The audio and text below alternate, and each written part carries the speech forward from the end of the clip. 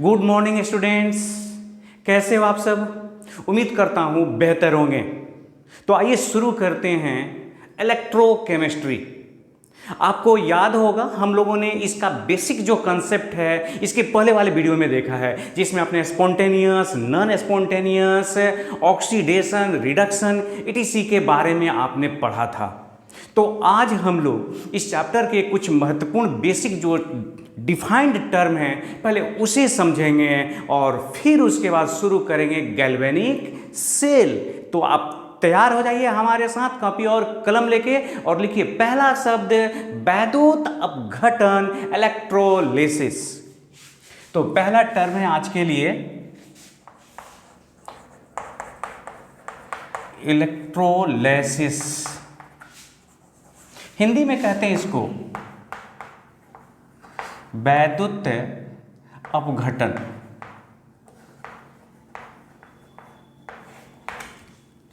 Electrolysis को समझने के लिए कि क्या है, आप ऐसा करिए कि एग्जाम्पल लेते हैं। पहले ये पानी है, वही पानी पीने वाला पानी बहुत जरूरी है, गर्मी का दिन है, पानी पीते रहना है।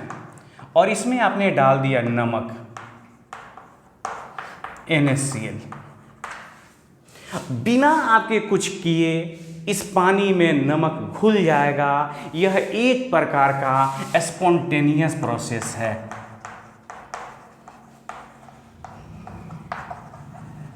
आप इसे अच्छी तरह से जानते हैं कि स्पॉन्टेनियस प्रोसेस है, अपने आप घुल जाएगा। लेकिन हम चाहते हैं कि जो NaCl है वह Na+ और Cl- के रूप में अपघटित हो जाए, जो कि नॉन स्पॉन्टेनियस है।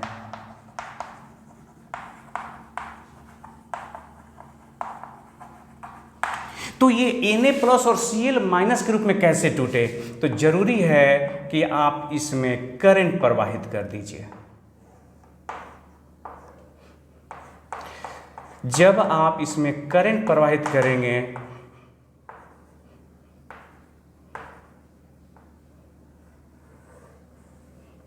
आपने इसको एक बैटरी से जोड़ दिया, ये प्लस है, ये माइनस है, ये आपका प्लस हो गया, माइनस हो गया, इसका नाम एनोड है, एनोड है, और ये कैथोड है। तो अब देखिए इसको विद्युत की सहायता से इसमें जो NaCl, जिसको आप इलेक्ट्रोलाइट कहते हैं, वैद्युत अपघट्य कहते हैं, उसको तोड़ देना। तो आप जो इलेक्ट्रोलिसिस जो शब्द है, अगर उस इलेक्ट्रोलिसिस शब्द पे भी देखें तो ये शब्द दो शब्दों से बना है, इलेक्ट्रो और लाइसिस। इलेक्ट्रो माने इलेक्ट्रिसिटी, करंट, और लाइसिस माने टू ब्रेक, तोड़ देना। तो जिस तरह से आप किसी वस्तु को गर्म कर करके तोड़ देते हैं तो उसको बोलते हैं पायरोलिसिस, क्योंकि पायरो माने होता है हीट, गर्म करके तोड़ देना। जल की सहायता से जब तोड़ देते हैं तो उसको बोलते हैं हाइड्रोलिसिस। ठीक उसी तरह से जब विद्युत की सहायता से किसी चीज को तोड़ेंगे तो बोलेंगे इलेक्ट्रोलिसिस।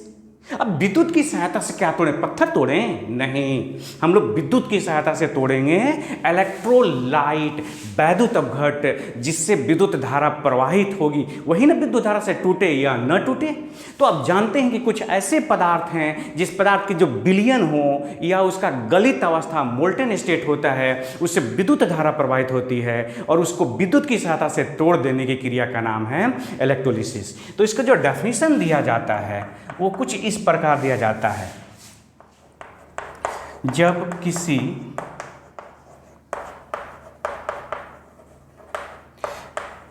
अपघट्य, क्या है वैद्युत अपघट्य, तुरंत आपको बता रहे हैं, अंग्रेजी में इसको इलेक्ट्रोलाइट कहते हैं। जब किसी वैद्युत अपघट्य से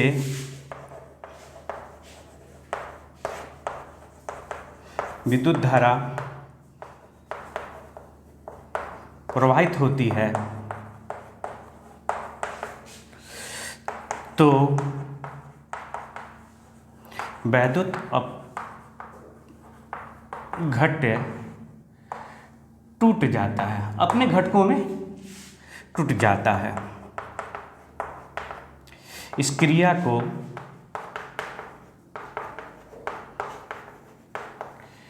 इलेक्ट्रोलाइसिस कहते हैं। मतलब विद्युत की सहायता से जब किसी चीज़ को आप तोड़ते हैं तो उसको क्या कहते हैं? इलेक्ट्रोलाइसिस कहते हैं। आप कह सकते हैं इसको अंग्रेजी के रूप में अगर हम लोग लिखना चाहें तो the process of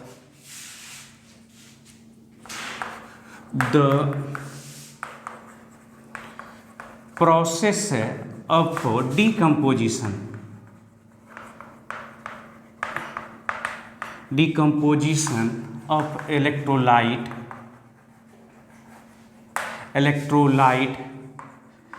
bypasses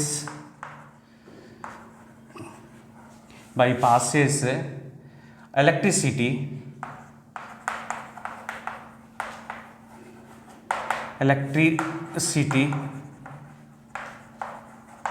through its molten or solution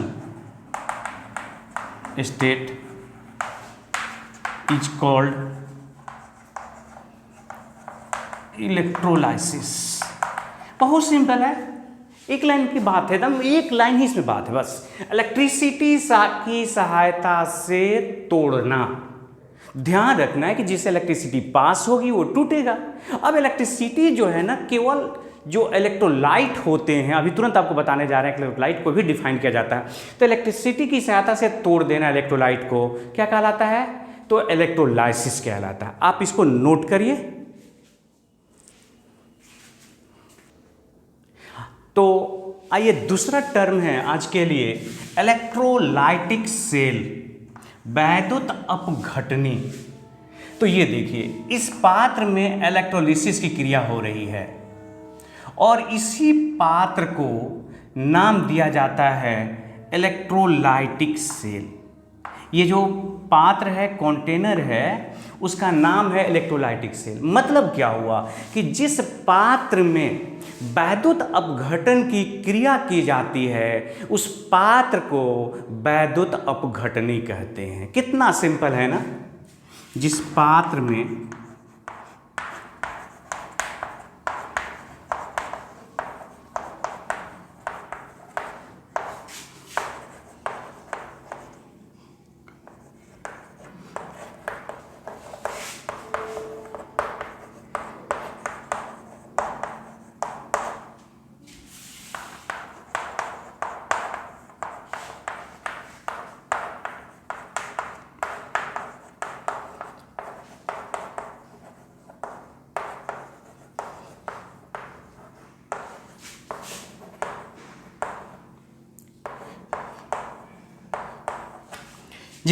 में वैद्युत अपघटन की क्रिया किया जाता है उस पात्र का क्या नाम है?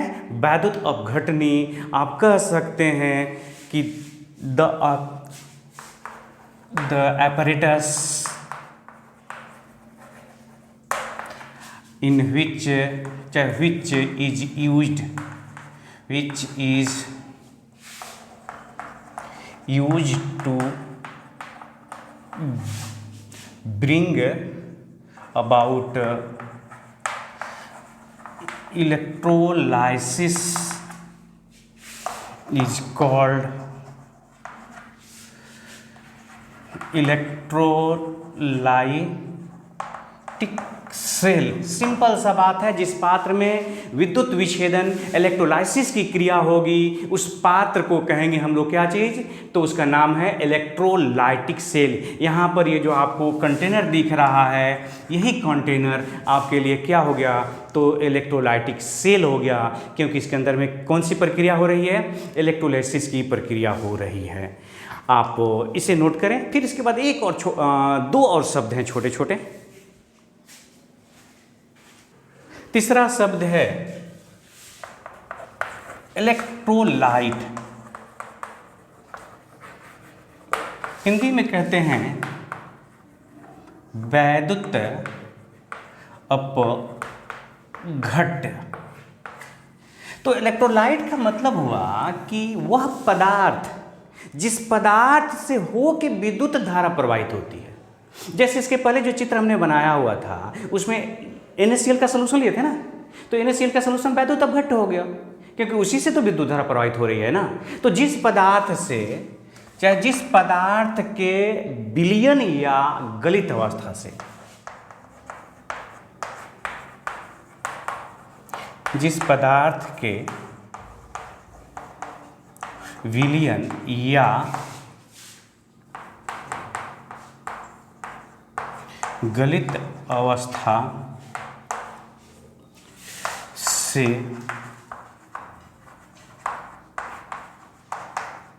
विद्युत धारा का प्रवाह होता है, विद्युत धारा प्रवाहित होता है, उससे वैद्युत अपघट्य कहते हैं।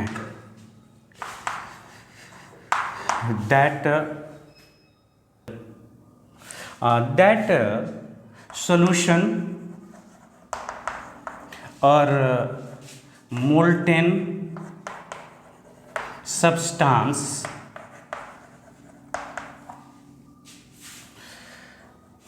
through which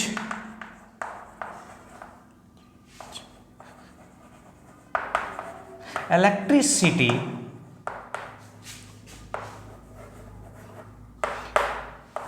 passes is called electrolyte। अब ध्यान देना है कि जो generally acid, base and salt solution,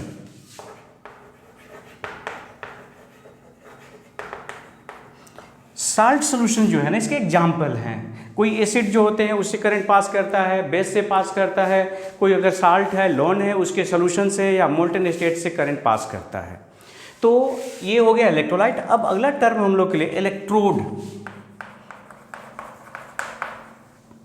electrode, तो इलेक्ट्रोड को समझने के लिए एक वही फिगर जो हमने पहले बनाया था एक बार फिर से दोबारा बनाते हैं।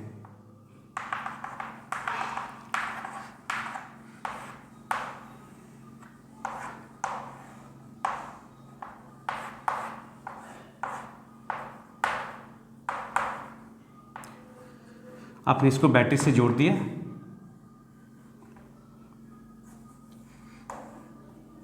इस तरह से। अब देखिए इसमें पहले क्या क्या कौन कौन से टर्म है। ये हो गया प्लस, ये हो गया माइनस, इसको हम लोग एनोड नाम देते हैं और इसको कैथोड कहते हैं। इसमें NaCl था, ये टूट गया आपका Na+ और Cl- के रूप में। इस फिगर की सहायता से हम लोग अगर समझें तो ये जो आपका कंटेनर है, इस कंटेनर को अभी आपने कहा इलेक्ट्रोलाइटिक सेल कहते हैं इस पात्र को, बर्तन को।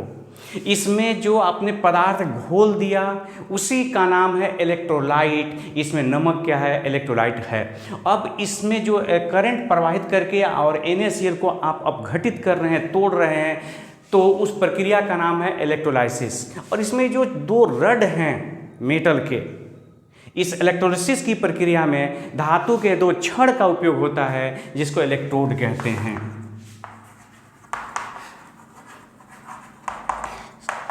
की प्रक्रिया में प्रायः धातु के दो छड़ का उपयोग होता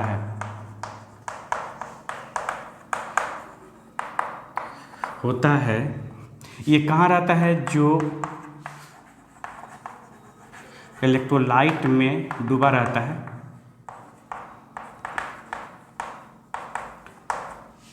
ये दोनों कहाँ रहते हैं छड़, तो इलेक्ट्रोलाइट में डूबा रहता है, उपयोग होता है, उसे इलेक्ट्रोड कहते हैं। इलेक्ट्रोड दो तरह के होते हैं, कैथोड और एनोड। तो आप इससे पहले नोट कर लीजिए, फिर उसके बारे में बात करते हैं। देखिए, मैं बात कर रहा था कि जो इलेक्ट्रोड हैं वो दो प्रकार के होते हैं, और ये बहुत ही महत्वपूर्ण है, इसको समझ लेना। बहुत सारा कन्फ्यूजन है स्टूडेंट्स को यहाँ, मैं उम्मीद करता हूँ कि आपको कोई कन्फ्यूजन न हो। एक को कहते हैं आप एनोड, और दूसरे का नाम है कैथोड। एनोड किसे कहते हैं, सबसे पहले ये बारी बात आती है। तो अगर आप इस फिगर को देखें तो जो इसको आपने बैटरी के पॉजिटिव छोर से जोड़ा है, पॉजिटिव पोल से जोड़ा हुआ है, वो एनोड है, और जिसको नेगेटिव पोल से जोड़े हैं उसको क्या कहते हैं, कैथोड कहते हैं। तो आप कह सकते हैं कि जो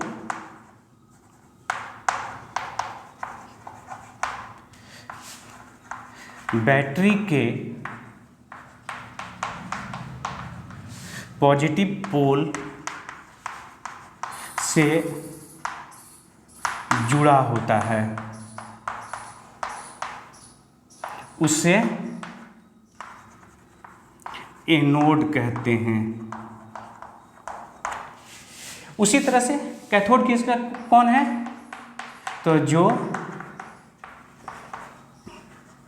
बैटरी के नेगेटिव पोल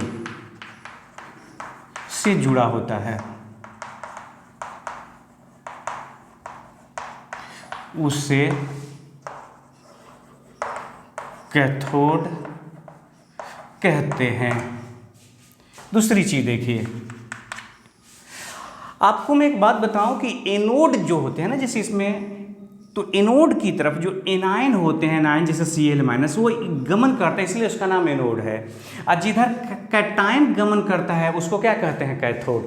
अब देखिए, इधर Cl- अट्रैक्ट हो जाएगा और उधर Na+ अट्रैक्ट हो जाएगा। तो एनोड को इस तरह से कहते हैं कि एनोड वह इलेक्ट्रोड है जिधर एनायन मूव करता है। जिस इलेक्ट्रोड की ओर एनायन माने ऋणायन,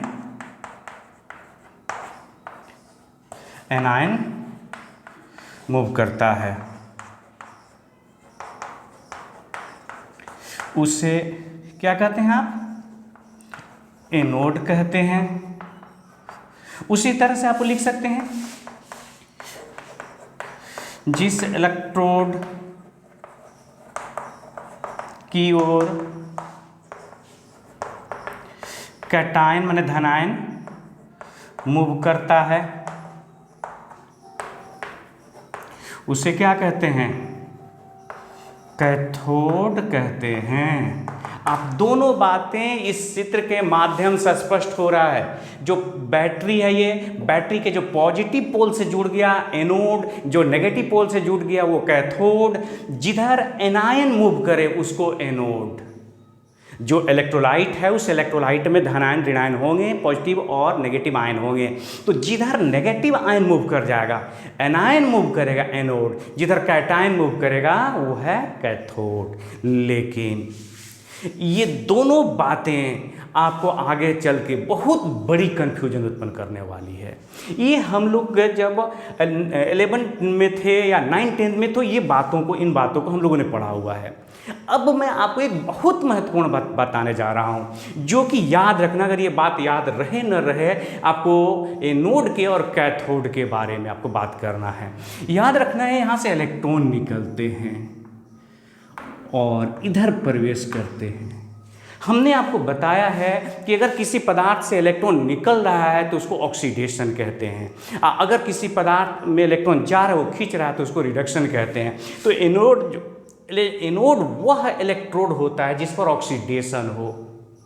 That electrode on which oxidation occur is called anode, and the electrode on which a reduction occur is known as cathode. ये मुख्य बात आपको याद रखनी होगी।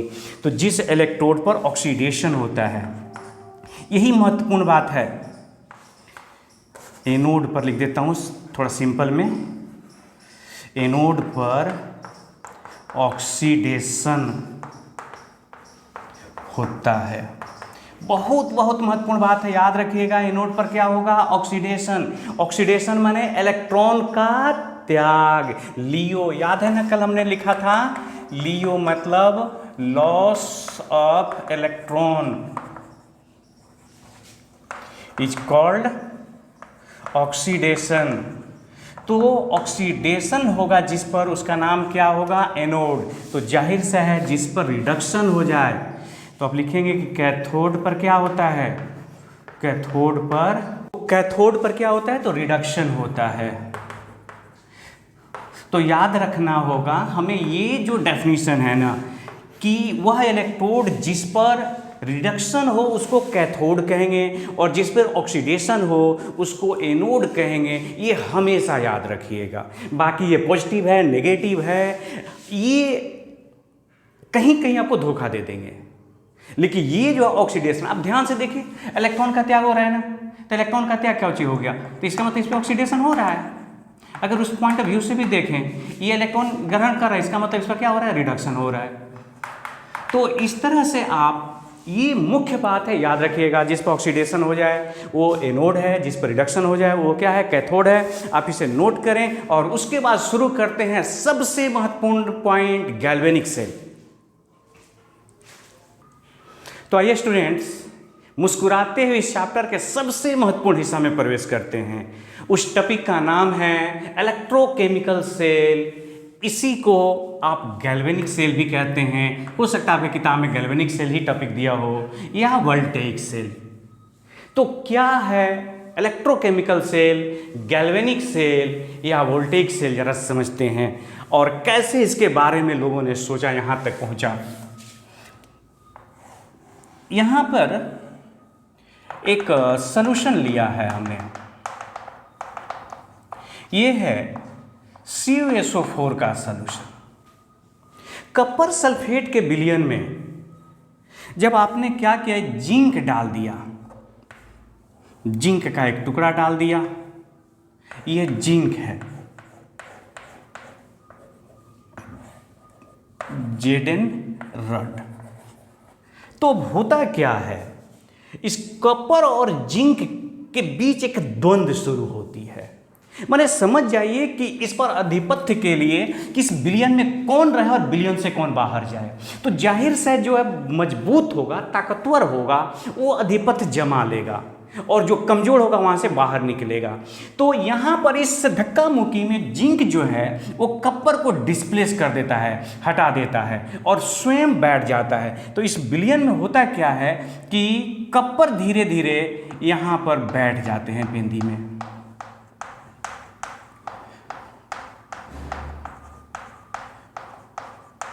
यह है कपर, सॉलिड कपर हो जाता है, और ये सॉल्यूशन था। तो सॉल्यूशन से कपर निकल गया। आप इसको इस तरह से लिख सकते हैं, Zn ये सॉलिड था, CuSO4 ये सॉल्यूशन है, Aq लिख देता हूं यहां पर, और ये बदल गया कौन सी में, अब ये ZnSO4 ये हो गया सॉल्यूशन के साथ Aq, और निकल गया क्या चीज? Cu। एक और उदाहरण समझिए। आपने क्या किया कि यहां पर लिया AgNO3 के सॉल्यूशन में ये कपर आपने डाल दिया। अब ये क्या करता है, ये कपर है, ये कपर अब AgNO3 के साथ संघर्ष करता है, और इस लड़ाई में क्या होता है कि यहां पर सिल्वर Ag जो होता है, ये Ag है, Ag सॉलिड बैठ जाता है और विलयन में चला जाता है कपर। आप इसको चाहें तो इस तरह से लिख सकते हैं, CuAgNO3 ये बदल लेता है CuNO3 whole twice plus 2Ag बाहर हो गया सॉलिड। अब ये देखिए, यहाँ जो समझने वाली बात है, इसको समझना बहुत बहुत ज़रूरी है। अगर आप समझना चाहते हैं गैल्वेनिक सेल, वोल्टेइक या इलेक्ट्रोकेमिकल सेल, तो आपने एक सॉल्यूशन लिया, उसमें एक बाहरी पदार्थ डाला, जैसे Zn CuSO4 के। तो Zn और CH4 के बीच में जो द्वंद्व हुआ, संघर्ष होता है, इसकी वजह से इसमें ऊष्मा उत्पन्न होती है। ये एक्सोथर्मिक प्रोसेस है, एक्सोथर्मिक प्रोसेस। यहां पर भी आप देख रहे हैं कि वही सेम प्रक्रिया होती है, इसमें भी ऊष्मा उत्पन्न हुआ। अब आज से लगभग 240 वर्ष पहले गैल्वेनी नाम की जो साइंटिस्ट थे वो सोच रहे थे कि इसमें से जो हीट निकला, हीट जो जनरेट हुआ, ये गर्म हो जाता है पूरा सोल्यूशन इस अभिक्रिया के कारण, इस अभिक्रिया के कारण ये सोल्यूशन गर्म हो जाता है। तो उन्होंने सोचा जो हीट जो जनरेट हो रहा है, उत्पन्न हो रहा है, क्यों ना उसको इलेक्ट्रिसिटी के रूप में बदल दें और पूरी दुनिया को रोशन करें। देखिए इस तरह से सोचते हैं लोग, और किस तरह से आज से करीब 240 वर्ष पहले की बात है। ये घटना मैं बता रहा हूं आपको 1780 में सबसे पहले आपका ये जो गैल्वेनी है, इन्होंने इस काम को किया था। तो इस तरह से इसमें जो हीट निकला, केमिकल एनर्जी है, केमिकल एनर्जी बदल गया, हीट में बर्बाद हो गया।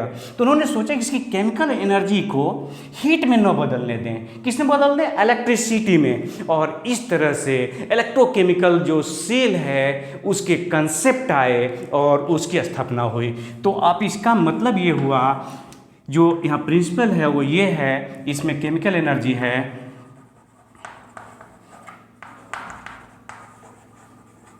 रासायनिक ऊर्जा,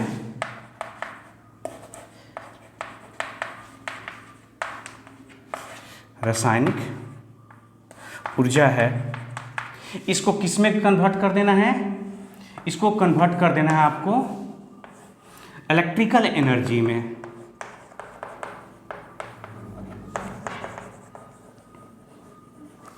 विद्युतीय ऊर्जा, विद्युतीय ऊर्जा में बदल देना है। और इसको बदलने के लिए जिस डिवाइस का उपयोग किया जाता है, युक्ति यंत्र का प्रयोग किया जाता है, उसी का नाम है इलेक्ट्रो। यहाँ एक डिवाइस चाहिए और उसी डिवाइस को नाम क्या रखा गया है, इलेक्ट्रोकेमिकल सेल, इलेक्ट्रोकेमिकल सेल। तो क्या है डेफिनेशन इलेक्ट्रोकेमिकल सेल का, आइए यहां लिख देता हूं मैं, सिंपल सा वही डेफिनेशन लिखने जा रहा हूं। यहां रेडॉक्स रिएक्शन हो रहा है, ध्यान दीजिएगा, ये रेडॉक्स रिएक्शन है। रेडॉक्स रिएक्शन से केमिकल एनर्जी उत्पन्न हुआ, केमिकल एनर्जी को किसमें बदल रहे हैं, इलेक्ट्रिकल एनर्जी में। और इलेक्ट्रिकल एनर्जी बदलने वाले डिवाइस का नाम है इलेक्ट्रोकेमिकल सेल। तो आइए वह युक्ति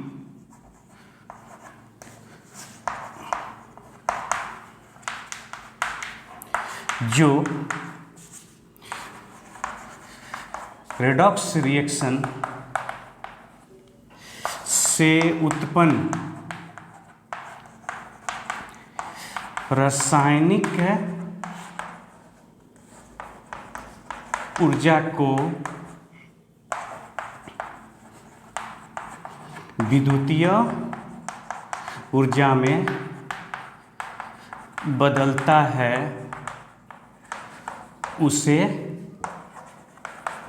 इलेक्ट्रो केमिकल सेल, इसे गैल्वेनिक सेल या वोल्टेइक सेल भी कहा जाता है।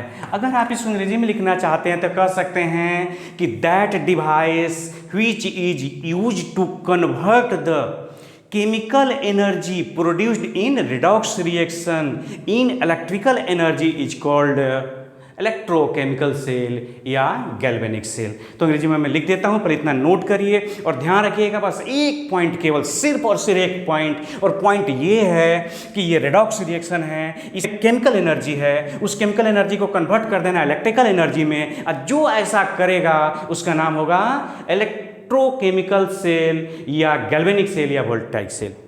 तो स्टूडेंट्स, आपने समझ लिया कि जो केमिकल एनर्जी को जो डिवाइस इलेक्ट्रिकल एनर्जी में बदल दे उस डिवाइस को कहते हैं इलेक्ट्रोकेमिकल सेल या गैल्वेनिक सेल या वोल्टेइक सेल। ध्यान रखना है कि वो जो केमिकल एनर्जी है कहाँ से प्रोड्यूस हुआ, तो वो है होना चाहिए रेडॉक्स रिएक्शन। इसलिए लिख दिया हमने that device which is used to convert chemical energy produced in a redox reaction into electrical energy. तो केमिकल एनर्जी को इलेक्ट्रिकल एनर्जी में बदल दे उसको कहते हैं हम लोग इलेक्ट्रोकेमिकल सेल या गैल्वेनिक सेल। अब देखिए कितनी इंटरेस्टिंग बात है। अभी मैं कह रहा था कि आज से लगभग 240 वर्ष पहले की बात है। स्टूडेंट आप जान लीजिए कि सबसे पहले गैल्वेनी ने 1870 ईस्वी में इलेक्ट्रोकेमिकल सेल बनाया जिसका नाम रखा गया गैल्वेनी सेल। और ठीक उसके 20 साल बाद 1800 ईस्वी में वोल्टा जो है इन्होंने सेल बनाया जिसका नाम रखा गया वोल्टेइक सेल। तो पहले हम लोग देखते हैं कि क्या गैल्वेनिक सेल ने क्या सोचा। तो उन्होंने सोचा कि क्यों ना ऑक्सीडेशन और रिडक्शन की जो प्रक्रिया उसको अलग अलग कर दें और उससे जो केमिकल एनर्जी उत्पन्न हो रहा है उसको किस तरह से बदल दें इलेक्ट्रिकल एनर्जी में। तो ज़रा देखिए उनकी प्रक्रिया। उन्होंने क्या किया कि एक सोल्यूशन लिया। किस चीज़ का सोल्यूशन लिया? तो ZnSO4 का, और इसमें डाल दिया जिंक का रड। ये है जिंक का रड, Zn रड है। एक दूसरा उन्होंने पात्र लिया जिसको इलेक्ट्रोलाइट कह सकते हैं, और इसमें लिया उन्होंने CuSO4 सॉल्यूशन, और इसमें डाल दिया उन्होंने कॉपर का रड। कॉपर का रड डाल दिया, ये हो गया Cu रड हो गया। अब देखिए इसके बाद इसको उन्होंने क्या किया, कनेक्ट कर दिया एक वायर से, और बीच में लगा दिया एक आमीटर जो करंट के प्रवाह को बताता है। तो देखा उन्होंने कि इधर से इलेक्ट्रॉन प्रवाहित होने लगे, और अब जानते हैं कि इलेक्ट्रॉन जिस दिशा में प्रवाहित होता है उसके विपरीत दिशा में करंट प्रवाहित होता है, और इस तरह से इसमें करंट का प्रवाह, करंट कंटिन्यू बना रहे, इसके लिए इसमें जोड़ दिया जाता है एक और चीज़ जिसका नाम है, जिसको हम अलग से आपको एक टॉपिक बना के पढ़ाएंगे, साल्ट ब्रिज। साल्ट ब्रिज कहते हैं। अब इसमें ज़रा देखिए कौन सी किस तरह से प्रक्रिया होती है। ये इलेक्ट्रॉन जा रहा है, माने ये है आपका एनोड। एनोड का मतलब इस पर ऑक्सीडेशन हो रहा होगा, तभी तो इसका नाम एनोड हुआ। ये है कैथोड, इस पे क्या हो रहा होगा, रिडक्शन। तो अब यहां चीज समझना जो हम लोगों को वो ये चीज है कि ये जब टूटा विलयन Zn++ और SO4 माइनस, तो हमने बताया ऑक्सीडेशन के बारे में एक बात आपको बताया कि जिधर एनायन आकर्षित हो, तो इसमें सोल्यूशन में जो SO4 माइनस है वो इधर आकर्षित होते हैं, इस पे जो Zn रड है उस पे चिपकते हैं, और इसमें जो Zn++ है, Zn++ वो इधर गमन करते हैं। उसी तरह से यहाँ देखिए इसमें दो चीज़ होगा, एक होगा आपका Cu++ और SO4 माइनस।